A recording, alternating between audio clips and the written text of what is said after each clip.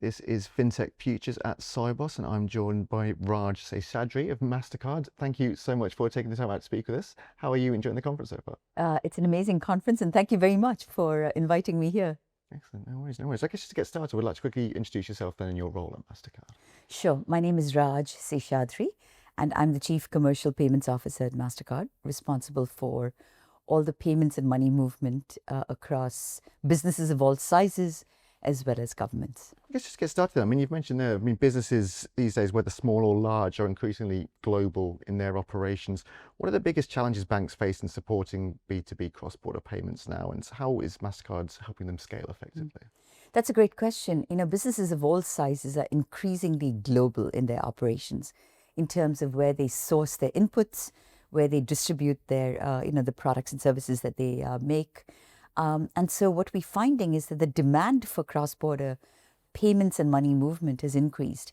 And the demand for making sure that there's transparency, low cost, good FX and FX hedging, the ability to, the trackability, all of these things to make it more efficient and effective is increasingly in demand. And in fact, a lot of the fintechs are beginning to focus on it and delivering it.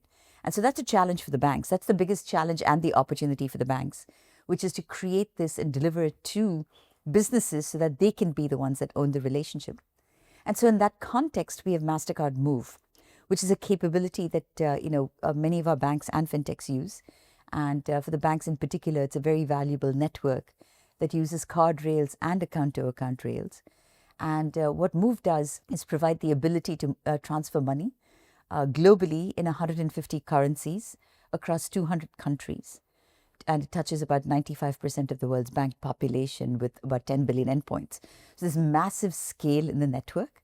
And therefore, anyone using the network can move money in near real time or near real time, depending on what the destination is, and do it with cost-effective, secure, user-friendly, transactions.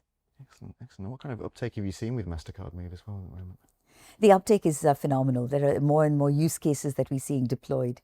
For example, remittances from largely family remittances, government disbursements, business disbursements, which could be things like payroll for gig workers, pay-in or payouts into platforms like gaming platforms, or paying creatives, entrepreneurs moving money for various purposes, a variety of different use cases.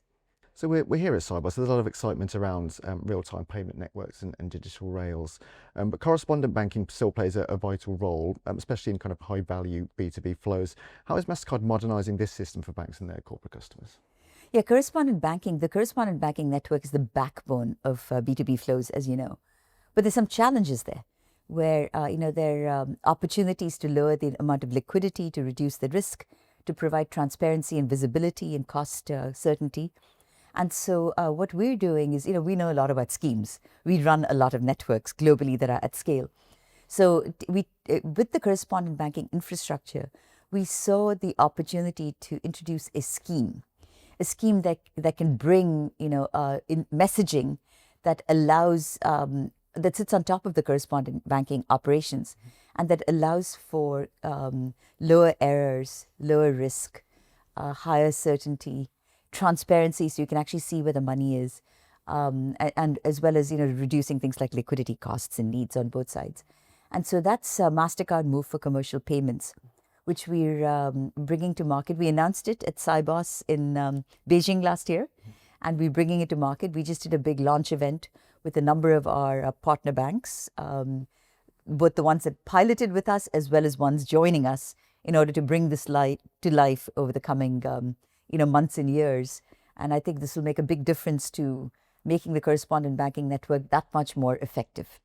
Excellent, excellent. And when talking about cross-border payments, stablecoins has been a huge topic, not just at Sibos, but it seems like everywhere at the moment. What's Mastercard seeing in terms of adoption and impact for banks and their customers when it comes to stablecoins?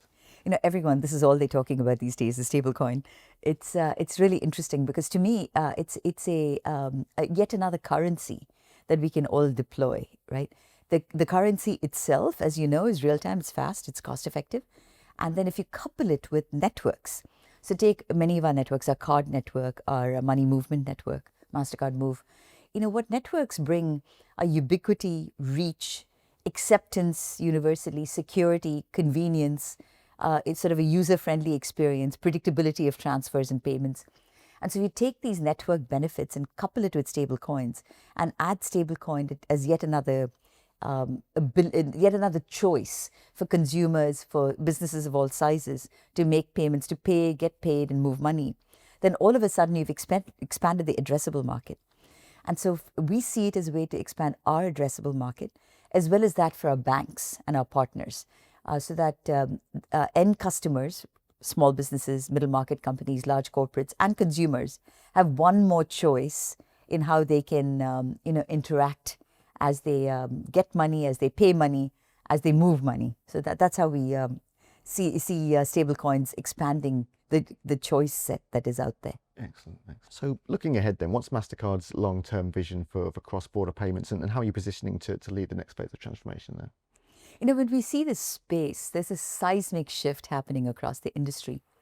We're moving from legacy systems and historical ways of doing things to a faster digital data-rich solutions, across the board. And that's a very exciting time to be in this space.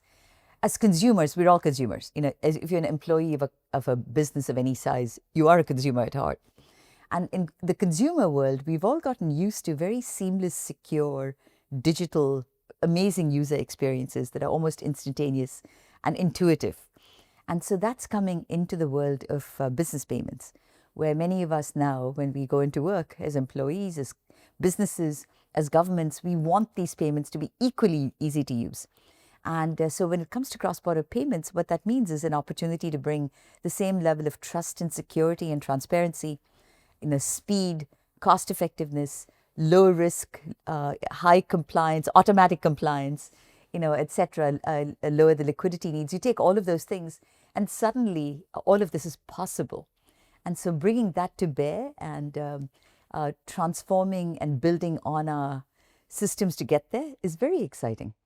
Excellent. Yeah, well, like you say, exciting times ahead. I'm hoping to hear more about it as we go forward as well. But Raj, for now, thank you so much for taking the time out to speak to us today. It's been a pleasure, and I hope you enjoy the rest of the conference. Thank you very much. Thanks.